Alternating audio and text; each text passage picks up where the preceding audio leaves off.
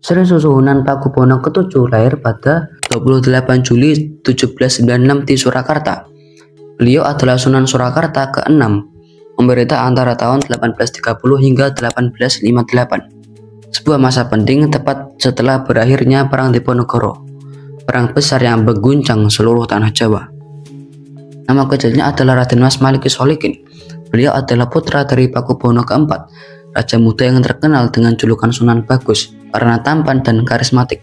Ibunya adalah Raden Ayu Sukaptinah, permaisuri utama yang bergelar Ratu Kencana Wungu.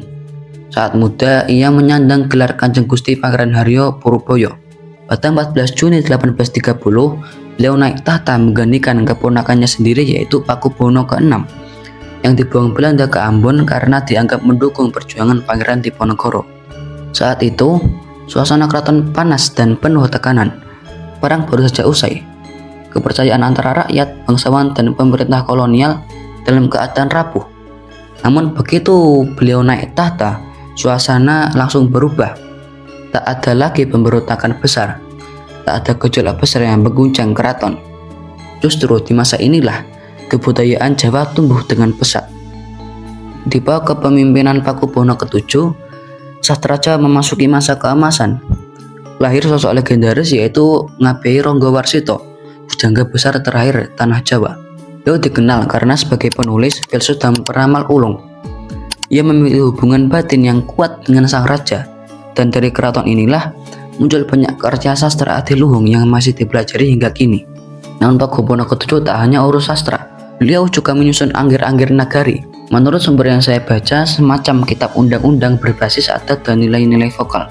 Ini menunjukkan visinya dalam tata kelola kerajaan dan hukum berbasis budaya. Di bidang pertanian juga, beliau memperkenalkan Pranoto Mongso versi Kasunanan, yaitu kalender musim tanam yang jadi pedoman kerja para petani di wilayah Mataraman. Uniknya, sistem ini tetap digunakan oleh para petani hingga awal 1970-an, sebelum diganti oleh sistem pertanian nasional. Selama 28 tahun masa pemerintahannya, Pakubono VII dikenal bukan sebagai raja yang mengangkat senjata, melainkan mengangkat budaya sebagai kekuatan utama kerajaannya. Ketika wafat pada tahun 1858, beliau tidak meninggalkan putra mahkota. Tahta Kasunanan kemudian dilanjutkan oleh saudara lain ibu, yaitu Gusti Raden Mas Kusaini, yang kemudian naik tahta sebagai Pakubono ke-8 di usia 69 tahun. Jadi meskipun beliau nggak ikut perang, Pakubono ke-7 justru menyelamatkan sesuatu yang jauh lebih abadi, yakni kebudayaan. Dari hukum, kalender tani hingga puisi dan filsafat Jawa, semuanya tumbuh dan lestari di bawah kepemimpinannya. Karena terkadang menyelamatkan budaya butuh keberanian yang lebih besar daripada mengangkat senjata. Kalau kamu suka konten sejarah kayak gini, jangan lupa follow dan sampai jumpa di kisah sejarah selanjutnya. Matur nuwun.